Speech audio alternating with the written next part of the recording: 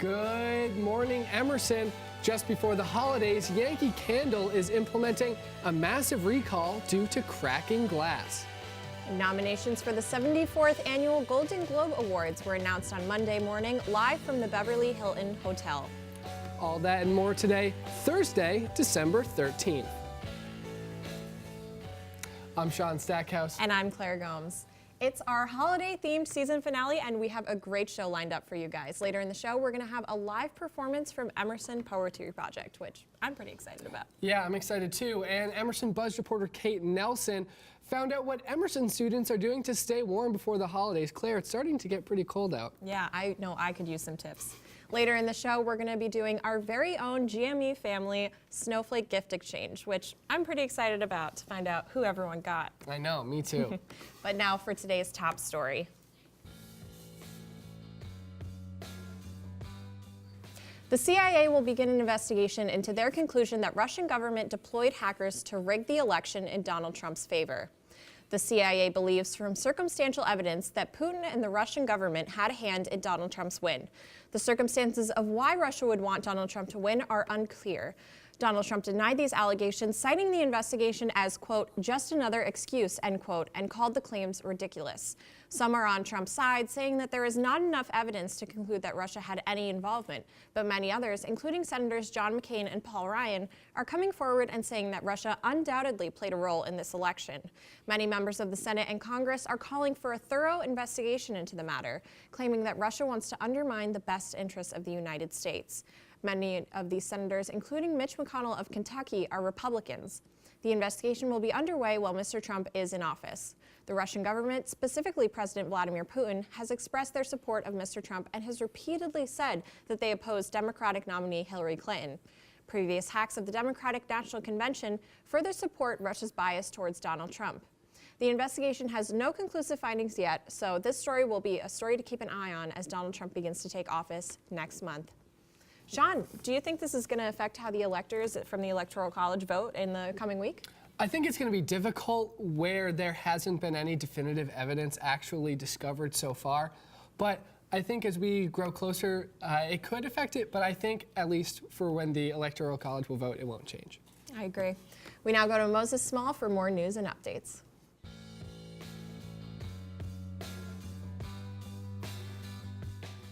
Thanks, John and Claire. Here are the developing stories this morning. Donald Trump is set to pick a member of his cabinet this weekend. Rex Tillerson, the CEO of ExxonMobil, is expected to be Trump's Secretary of State. He picked up the role of CEO in 2006. Tillerson has close ties with Vladimir Putin, which has caused some members of the Senate to voice concern about the pick. This is coming when relations are getting more tense, as Russia was accused of using hackers to intervene in the U.S. presidential election. Tillerson's success as a businessman with Exxon has made him popular with Trump's staff, but he's received criticism because he has no background in foreign policy. Candles are a staple in the holiday season, and Yankee Candle is facing a recall. 31,000 candles are being recalled currently because a fault in their glass jars may cause them to crack when the candle is lit. This could lead to lacerations or house fires. Yankee Candle received 16 reports of cracked candles so far, but no injuries. The recall affects 6 types of candles, the last of which were sold in November. The company is offering free refunds to anyone with these defective candles. The U.S. is planning to send 200 troops to Syria to aid the fight against the Islamic State. They're joining 300 American special forces already in the country, working with Kurdish and Arab soldiers to take the northern city of Raqqa. The extremist group sees Raqqa as their capital, and the U.S. reinforcements come as 58,000 total troops from the region are moving closer to the city. American commanders say their long-term goal is to encircle it. There are questions as to how Donald Trump will approach the Syrian conflict, a complex issue facing the nation in the term to come. Despite worries of delay, marijuana is set to become legal in the state this Thursday. There are a few pieces of the law that Massachusetts consumers should know before December 15th. The referendum legalized possession of the drug itself and accessories to handle or consume it. It's still illegal to sell marijuana, possess it under age 21, or consume it while in public or driving. And that's all the news I have for you this morning. Sean and Claire, back to you. Now, Moses, although marijuana will be legal in the state of Massachusetts, how is that going to take place on college campuses? Many college campuses are expected to ban them. Most have drug policies prohibiting it anyways, so it's not likely that we're going to see much marijuana on college campuses after Thursday. All right, thanks so much, Moses. And now for today's weather update. Today will be partly cloudy with a high of 40 and a low of 32. Wednesday will be sunny, but expect the temps to drop. It will be a high of 38 and a low of 22 into the night. And it only gets colder from there. Thursday will be partly cloudy with a high of 24 and a low of 4, with winds reaching upwards of 21 miles per hour. Claire, yesterday Boston actually received some snow, but we've already lost it. Are you going to be upset if it's not a white holiday season? I have to say that I don't mind. It definitely makes traveling easier for everyone if I don't have some snow, but it's always nice to have some snow during the holidays, so I guess I'll be satisfied either way. All right. Well, we have to take a quick commercial break. When we come back, I'll be sitting down with members of Emerson College a cappella group, Noteworthy. And later, Juliana Bruno will be showing us how to DIY some ugly holiday sweaters when we come back.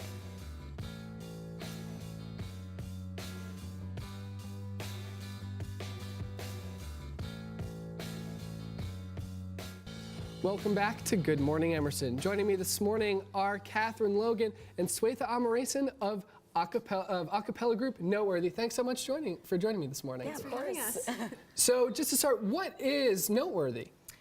Noteworthy is Emerson's first and oldest a cappella group, and we sort of have taken on a new sort of goal in the past couple of years, in which we are an a cappella group that is linked to charity work, and we try to fundraise at all of our events and concerts and give as much as we can to causes that are important to people in the group. Now, what are some of the causes that you have worked with so far? Well, this semester our cause is Pine Street Inn. Actually, a member volunteered there last semester, so she recommended that for us this semester. That's awesome. Now, I'll go to you. What is your role in Noteworthy?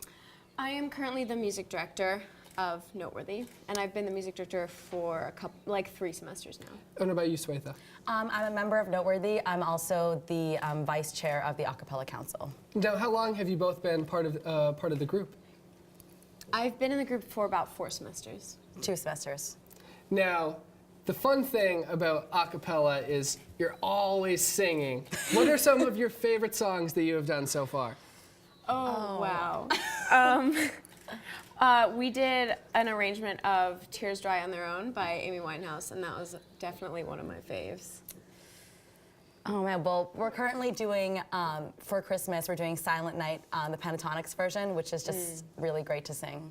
Now, you said you're getting ready to do some of the holiday songs. Do you have any shows that are going to be coming up? I know there's not much time left in the semester. Yeah, we actually have our final Christmas concert on Sunday the 18th at 6 p.m. at the Hill House. But that's not the last thing that you're going to be doing. You also have sent in your audition for Sing That Thing as a part of WGBH. Could you tell us a little bit about what that is? Sing That Thing is this local television show. It's kind of a competition between different choirs and a cappella groups in the area. We're still waiting to hear back from our audition, but if we make it onto the preliminary rounds of the show, it'll be our 3rd year attending Sing That Thing. Well, that's extremely exciting, and congratulations. Thank you. I hope that you hear soon. I'm sure it's going to be a very exciting experience. But that is all the time that we have. We now go to Augie Vanderveer, who has the latest on the highest individual prize in all of college football, the Heisman Trophy.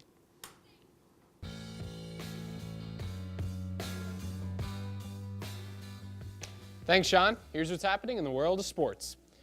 Lamar Jackson has been named the Heisman Trophy winner for 2016. He's the youngest player to receive the award at 19 years old, but the award was well earned. Terry Bridgewater, former University of Louisville player, tweeted out, "Hand over my keys to the city of Louisville. Lamar Jackson, it's yours. Proud of you, young GOAT. What a season. Hashtag 1K. It was a landslide victory, with Jackson receiving 526 first-place votes to the runner-up's 269. Unfortunately, there is some bad news. Johnny Manziel gave Jackson some life advice. He told Jackson, have fun in college. You can only stay there a certain amount of time. Have fun with it. Oh, that seems nice. When receiving the award, fashion experts quickly deduced his suit as being an $89 red jacket from Macy's. This, of course, sparked questions as to why a dominant athlete bringing in millions of dollars to a university is doing without a wardrobe budget. A question the NCAA wished we asked less. Former NFL player Cardell Hayes was found guilty of manslaughter and attempted manslaughter of former NFL player Will Smith.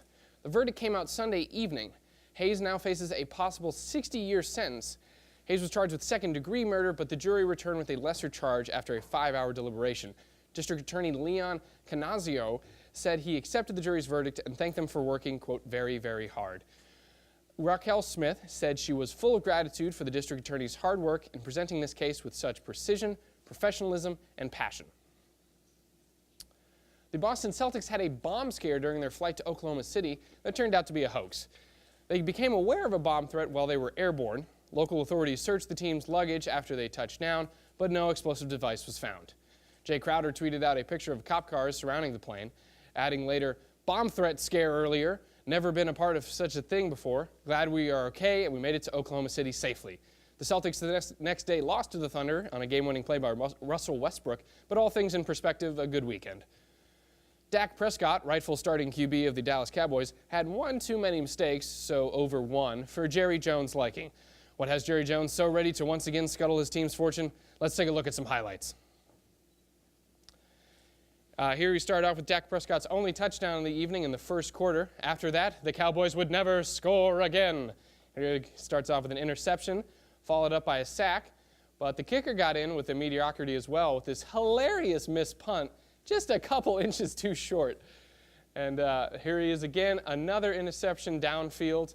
Just a rough night for Prescott. Here's the first of two controversial Des Bryant catches. So see for yourself, this was declared a catch and a fumble. The Giants went on to take it 10-7, and the NFL still doesn't know what a catch is. And that's all there is from sports. Back to you all, Sean and Claire. Thanks, Augie. Joining us now is fashion correspondent Juliana Bruno. Juliana, what do you have for us today? Hi guys, so today I'm going to be showing you how to do a DIY ugly holiday sweater. So everything you see here on the table, this half of things at least, is all from CVS.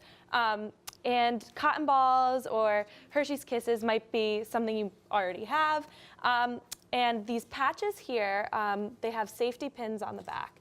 And I got these from the Barnes & Noble bookstore right on campus. So those are really great because you can decorate a sweater with them, but then they come off cleanly and you can still wear your sweater as is. So you want to help me decorate it? Of course. Yeah. Now, I know always one of the very difficult things with an ugly sweater is you can only wear it around the holiday season. But here where you can decorate your own, you can take all of the ugliness that you put onto it and then wear it for the rest of the year. Right, right. Yeah, this is a sweater I've had for a long time from Forever 21, and I really like to wear it. But it's a perfect blank canvas for something like this. So Perfect. yeah, Let's get let's get started. I think I'm going to start first with this gingerbread man. I think I'm gonna do some cotton balls, like some snow falling. I like this pin because it has a little bit of sparkle, catches the Ooh, light. always good for a little bit of sparkle.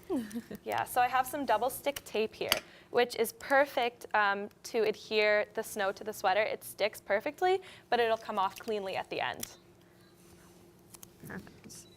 Now, say you wanted to go full out and just buy, like Sean did, a straight up Christmas sweater. Do you have any suggestions on places to go? So actually, Walmart and Target, I find, are the best places to get ugly holiday sweaters. They have such a wide variety, and not only do they have sweaters, but they have holiday t-shirts, pajamas, all for really low prices.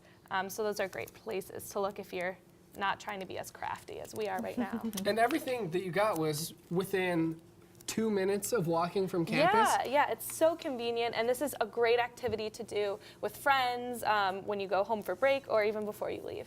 All right, and these kisses, are these just to eat or for the sweater? I mean, Claire, both. I think candy is a really cool thing to decorate with as well. Mini candy canes are great too. The wrappers are so festive. So I love it. Well, we have to take a quick break, but when we come back, for the roundtable, we'll be discussing the changes that we'll be seeing next semester here at Emerson. And later we'll have a live performance from Emerson Poetry Project. Stay tuned. Next semester, we're going to be losing quite a bit of space here at Emerson. The basement of the little building will be closing in preparation for construction. As a result, Emerson will be moving the fitness center and closing the Cabaret Theater. So for the roundtable this morning, we're going to be discussing what we think of the upcoming changes. So Ruby, I'll start with you since you've been around Emerson campus a little bit longer than Moses. What are your thoughts? I think it's somewhat inconvenient that things are closing because we're so used to everything being right on the block, and like for me, I don't even have to go outside if I want to go to the fitness center, though I do know it's only moving to Downtown Crossing, so it's not too far away. I just think by student standards at this school, it feels pretty far. Yeah, we're definitely a little bit spoiled in the sense that our campus is just one block and everything that we need is going to be right there. Moses, you're a freshman, this is your first semester at Emerson. How does it feel to kind of get settled in and then have things moving around again? Well, it's very exciting to come in, and it's a little bit of a shakeup now that the fitness center is moving. I know that for myself and a lot of other freshmen, gym attendance is probably going to slip a little bit. So it's a little inconvenient, but I'm ready for change.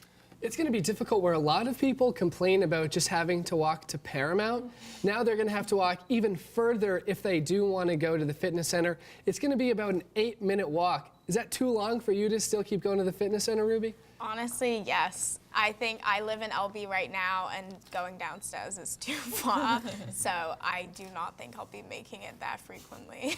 Especially in the Boston winter. It Yes. can be such an inconvenience just to walk a couple, 10 minutes, especially in that wind tunnel by Paramount. Can feel like forever. Now, the Cabaret is also going to be closing, and we've started to see that student theater groups have started utilizing other spaces. How do you think this is going to affect student theater at Emerson? Well, I think it's going to greatly affect it because one of the primary places that is used for student theater is the Cabaret, where it's such a small, intimate setting. There isn't really another place on Emerson campus that can recreate that. Moses, have you been to any shows in the Cabaret so far? I've not been to any, but I have heard a lot about them, and I understand that it is that intimate space. It's a very unique kind of setting that students might not be able to get, so I do think there might be restrictions on what people can find now. I agree, and I know student theaters have been starting to utilize the billboardy theater instead, but you just can't really create that black box space, and the theater that they're moving to, temporary space, is also going to be at this 8-minute walk. Yeah. Do you think this is going to prevent people from going to see shows? I think it may cause attendance to come down slightly just because the convenience of the Cabaret, people go to the DH and they just walk right downstairs, but I do think turnout can be pretty high to support our friends and all that, so I don't think it will be too bad. Now, you had just mentioned the DH. Somewhat of a controversial topic is that will still be remaining open in the same location for one more semester. Moses, do you wish that they reversed it and that the dining hall was being closed first? Instead, we were going to be able to keep using the fitness center where it is now? I do. I'm going to miss the DH. That being where it is, I'm going to miss the fitness center as well. And I think, yeah, as long as people are okay to walk more, I know I certainly will be for the DH at least. I think the changes should be okay, but certainly inconvenient. Again, coming in my first semester here. All right, but now for more Emerson news, we're going to send it to Emerson Buzz reporter Kate Nelson, who found out what Emerson students are up to as the holiday season rapidly approaches. Good morning, Emerson. I'm your Emerson Buzz correspondent, Kate Nelson, coming to you today with some tips on how to stay warm in this chilly weather and some information on the upcoming holiday season. So what's your holiday season experience been here at Emerson so far? So far it hasn't been that festive, but I did go to the tree lighting on Thursday, which was fun, and then there was like a bedtime stories event, which was pretty festive. It's been great. I've enjoyed the holiday lights across the commons and just being happy with everybody around campus. We're right at the Boston Commons. We have all the Christmas lights and everything going on here, and I mean, ice skating, it's pretty exciting stuff. The trees are lit every night now, so I can just walk through the common. Yes, that's true, they are. It's very festive over here. I went to the Faneuil Hall tree lighting. Blue Man Group was there. It was a lot of fun. So you have a pretty nice coat on here, I see. Is it keeping you warm in this chilly weather? Yes, it is. I live just 20 minutes north, so I know the coldness of Boston, so. I think the weather has just been fluctuating so much that it's like we're just taking it day by day. Yeah. I usually layer, but I think it's more of just a mindset. Yeah, I think it's a little chillier than we expected. Yes, it's a little chillier than I expected. I should have probably worn my jacket, but trying to keep fall around. Are you excited to leave Emerson for about a month and go home?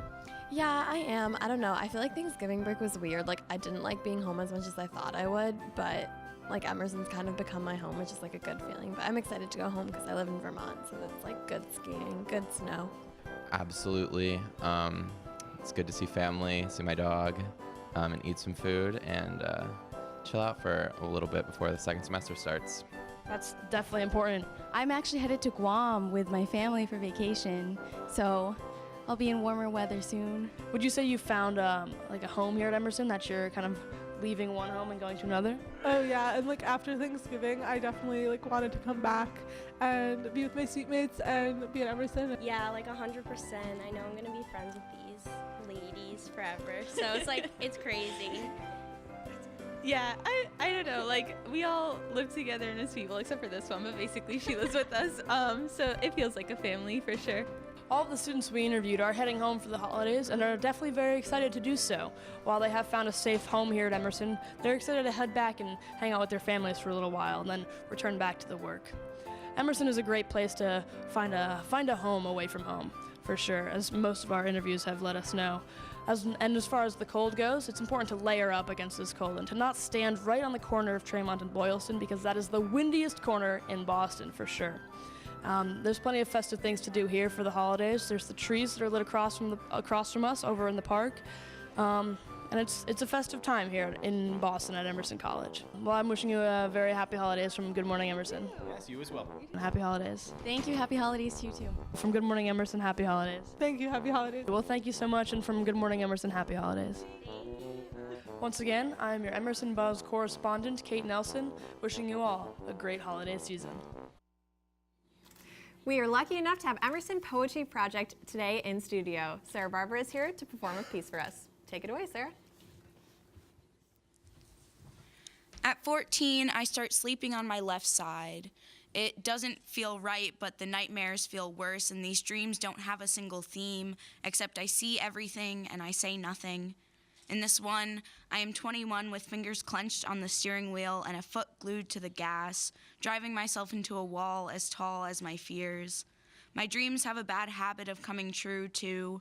When I was 17, I saw a friend dive from the bridge in my sleep, and in a pool of the next morning, I discovered she was in the hospital, so nightmares slurred my reality, kept me from pursuing a license, never even entered the DMV for a permit. My mother made me hush when I talked about 21. But when I fall asleep, I drift with those final seconds of the tire's wheels screech. Moments before the car skirts against the street, I've been rewiring my mind to ensure the dashboard discovers my livelihood in flashes of lightning, sparking gold to those moments I'll take with me home. I'll drive this car down the road that remembers the warmth of Wednesdays and the fireplace in my childhood home that kept us from shivering when my dad left and we only felt cold. There will be a flash of my mother's reclamation of her maiden name when my father's sharp edges became soft on her cloud. How I was afraid to fall in love after, how I floated above the sky when my first love evaporated my name in his mouth, sparked his warm limbs into grazing my goosebump skin like lavender mountains. How this kind of empty is hereditary, how I will fill my mother's steps with the sweet paprika that came before the ballet broke my great-grandmother's toes. So here is how I've trained myself to say hello, with eyes wide open, eager to see how the world shakes me. Like a flower in bloom, I am always growing, and I hope my petals get speckled with rainwater, dripping myself into waking up to a better tomorrow. Thank you. Thank you so much, Yeah, Sarah. That was great, awesome. Sarah. Thank you so much. We have to take a quick break, but when we come back, Charlie Serene will be showing us how to decorate holiday cookies. Don't go anywhere. We'll be right back. Welcome back to Good Morning Emerson. Joining us now is cooking correspondent Charlie Serene. Charlie, what are we going to make this morning? This morning we're going to be decorating some Christmas cookies, and this is the perfect activity to do with your roommates or suite mates right before the holiday break, whether it be before a Secret Santa or a gift exchange, or just before the holiday break before everyone leaves to go home. It's just a perfect activity to bond with your roommates. Love it. So all of these ingredients are from the local CVS. You can also get some stuff from Roach Brothers, and I got pre-made cookies just because it is easier, as we all do have finals and lots of things to do. So if we want to all just grab a cookie or two, it's up to you. So I just picked out some different kinds of candies and other materials that would be suitable for decorating cookies. It's kind of your preference, like what you want to put on your cookies. But I just have some vanilla frosting, some watermelon Twizzlers that are red and green for the holiday season, some dots that look a little bit like gumdrops, and chocolate chips and crushed candy canes. Perfect. Awesome. And you found all this at CVS? All of this at CVS. There we go. Amazing. Thank you so much. So I assume we're going to have to start with... Exactly. We're gonna have to That is how we get the frosting. candy to stick on the cookie. Makes sense. I mean, if you want to try it without frosting, up for interpretation if it will work or not. Frosting arguably is the best part of the Christmas cookie. I think I like frosting better than I like the cookie itself. I know sometimes I end up just eating the frosting, but Me too. It's Probably not the dangerous. best It's just idea. so delicious. So once we get a nice coat on there, we can just decorate however we choose. There we go. All right, so I mean, I'm gonna start with some watermelon Twizzlers to give it a nice look. I think I'm going to start with the dots. Ooh, bold choice. No, dots aren't necessarily as popular, but I'm a big fan. I think that they're pretty good. Claire, you seem like you're struggling a little bit with the frosting. I'm trying to do a little snowman. I don't know how well Oh, it came wow. out, but we'll see. And then I want to give him some outfits, you know. All right, some so I'm just shoelaces. doing a little bit of coiling with these Twizzlers over here. That's the good thing about Christmas cookies is you can't go wrong with how you decorate them. Exactly. It's really the more stuff that you put on them, the better. Exactly. Sean, what's your theme you're going for here? Just candy on top of frosting is my theme. And it's perfect. It's all that I really want. Sounds like a solid theme to me. I don't need anything that's too fancy. Okay, perfect. I was also gonna go for Oh, those yeah. crushed candy I'll let canes. you go for it Thank you. first. All right. And this is just simply 2 candy canes, so easy. You can just find them from a friend or just grab them from CVS. You don't even need a whole box because they're just... Yeah, I know I always find spare candy canes lying Me around too, during always. the holidays. Always. All right. Perfect. Beautiful. These look good.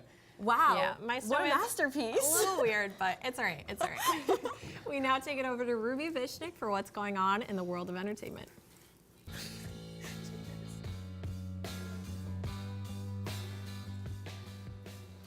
Thanks, Sean and Claire. Here's the update on the entertainment world.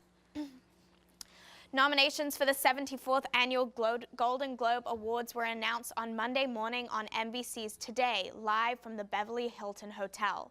The 2017 ceremony will be hosted by comedian Jimmy Fallon. The Tonight Show host previously hosted the 2010 Primetime Emmy Awards. The new movie La La Land pulled in 7 nominations, including Best Picture, Best Director, and Best Actor and Actress nods for its stars Ryan Gosling and Emma Stone.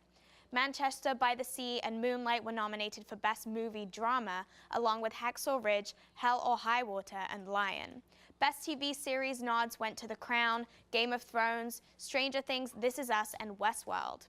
The awards ceremony will air on January 8th on NBC. Hairspray Live aired last Wednesday on NBC with newcomer Maddie Bailio starring as Tracy Turnblad, alongside a star-studded cast. The musical is the story of social outcasts and racial barriers. Although it is set in 1962, its themes still ring true today.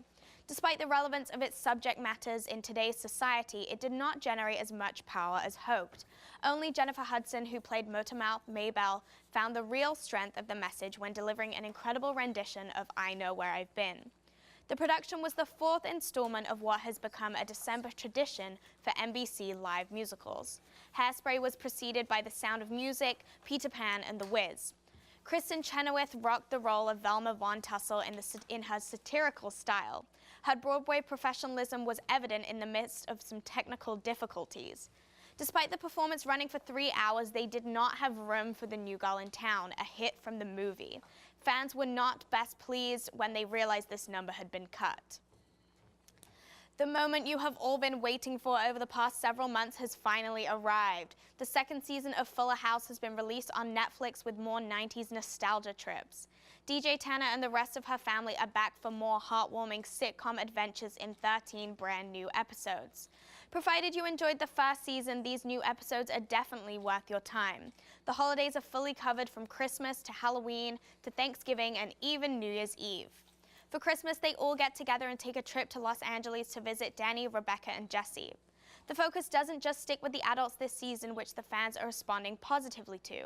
All the kids get their own storyline, perhaps as preparation for even more seasons to come.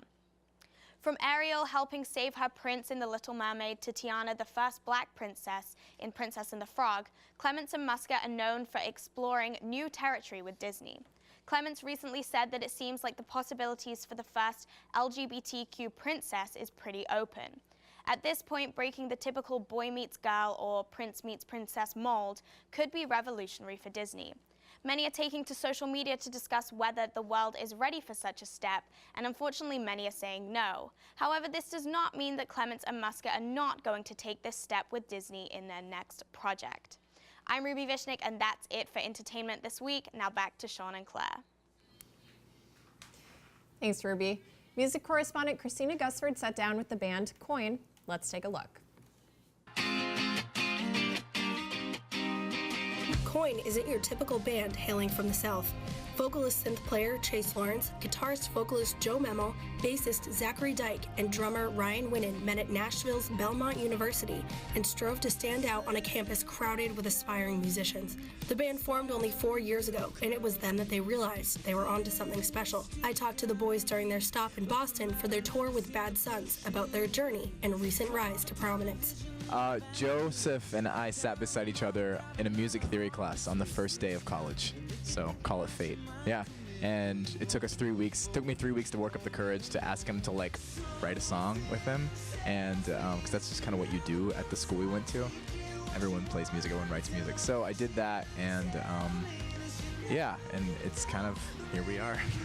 We're learning to grow. We've been cutting our teeth for the past 2 years touring in small clubs in Columbia, South Carolina, to playing amazing tours with bands that we've looked up to for a long time. You might know Coin from Run or Talk Too Much, the catchy summer singles that have been getting all the alt love this year. Maybe you've seen their music dominating the Sirius XM Alt Nation's Alt 18 chart for months, surpassing incredibly hot and successful artists like 21 Pilots, Churches, Red Hot Chili Peppers, and Blink-182. The guys say they're most honored to have the loyal and loving fans who got them there. They're just our friends at this point. We're meeting so many people across the country that our music means something to them, and it's just crazy that they support us, because a lot of that list actually is listener supported. They actually decide which songs are #1. It's a cool platform because, like Chase said, they add the song first and then it's up to the listeners from there. So we've just been thrilled with the response from people that are, listening every single day in their car on their commute or whatever.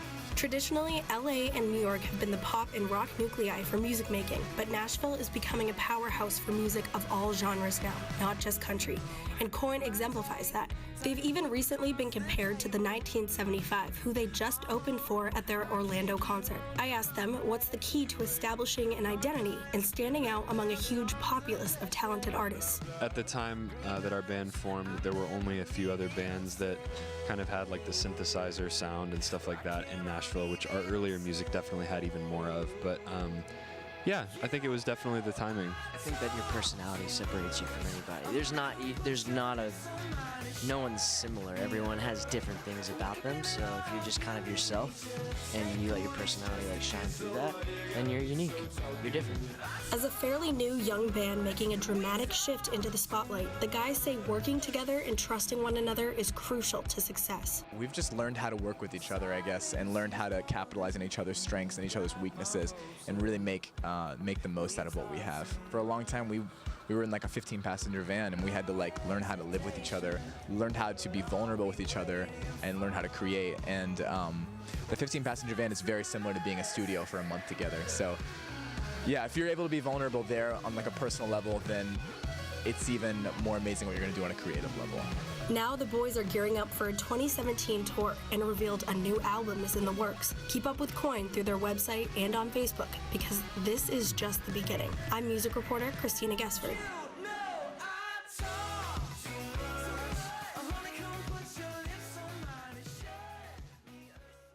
All right, thanks, Christina. We have to take a quick commercial break, but when we come back, we'll all be sitting down together for our own secret Snowflake gift exchange. Welcome back to Good Morning Emerson. Since it is the holiday season, we at GME are doing our own secret Snowflake gift exchange. Guys, are you excited for the holiday season? Extremely. Couldn't be more. So, I love presents. I think we should just get into it. Ruby, do you want to start? Yes. So, are we just pausing down the line? Yeah, just pass them. Give this to Cloud. Oh, I'm excited. Oh, goodness gracious. I'll put my gift down here for now because I need all hands on deck to open these presents. Oh, I got a Ferrero Rocher chocolate, which is incredible. I think it could be an ornament as well. Oh, yeah. I have a couple mini Christmas trees at home, so I'll definitely be sticking them on there. And an American Home Yankee candle. I hope these. Yeah, I hope these don't crack. Yeah, there's no recall. How's it smell? That's the good stuff.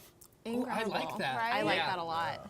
And then I have a holiday nail polish that I'm going to be definitely using because it's a perfect holiday color. Thank you so much, Ruby. And I like that you had me because I had you. My present wasn't as good as yours, but there's a note. Thank you. Okay. Let's be quiet with this. Let's put this down. A lot of tissue paper. Yeah. Ooh, a protected gift. I only had one bag at home, so I had to fake a little bit. But oh, look, just makeup. little lip things. And there's a note in there if you want to. Should I read it out? Yeah, definitely.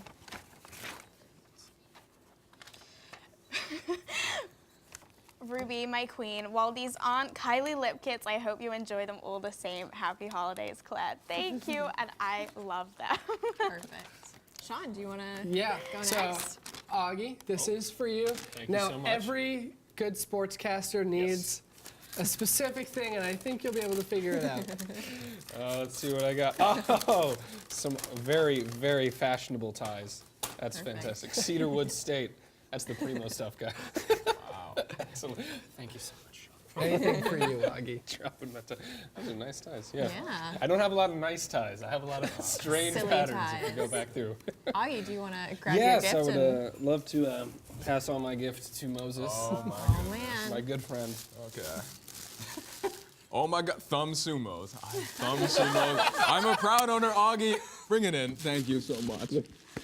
Augie and Moses have had a behind-the-scenes bromance Yes. that has been, I think is evident in this Spilling on team now. thumb sumo thing. Can't contain it anymore. Okay, That is John, very real. Augie. It's real. The winters get very cold here, as you know, better than I do in Boston, and I think this would be a useful gift for you. Wow, these are absolutely incredible. Over-the-knee Teenage Mutant Ninja Turtle socks. Featuring Leonardo. Oh, wow. Yes. You know, Sean's what even makes this better, I have a Leonardo shirt. Wow. Yeah.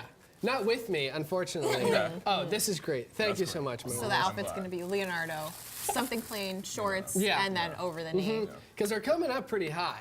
Yeah. That's the best Yeah, part yeah. about over-the-knee socks. Exactly. It's going to keep me You extra control warm. the amount of Leonardo you want on. Yeah. And I definitely want a lot of Leonardo. Of course. Perfect. Thank you guys so much. Do we want to just talk about, I'm so excited to go home, see my family. Let's just go down the line. Say what we're most excited for this holiday season. Yes, I'm definitely just ready to be home. Still in the cold, but I like it. It's nice and festive. Yeah, I love going home to Memphis, seeing the family, seeing Grandma, and just having a good time at Christmas. Excited to see the family, the fireplace, and a dog that I've not seen in months. Yes. Yeah, that's going to be great. Same for me. Excited to see my family and my dog, and I'm just excited for Santa. Yes. Me too. I think I'm so excited for this new year and to see what comes and to see how this year is going to play out for all of us. Well, that's it. That's all the time that we is have. all the time that we have today. Thank you so much for waking up with us this morning and every day this season. Have a great and safe holiday break, and we'll see you here next semester.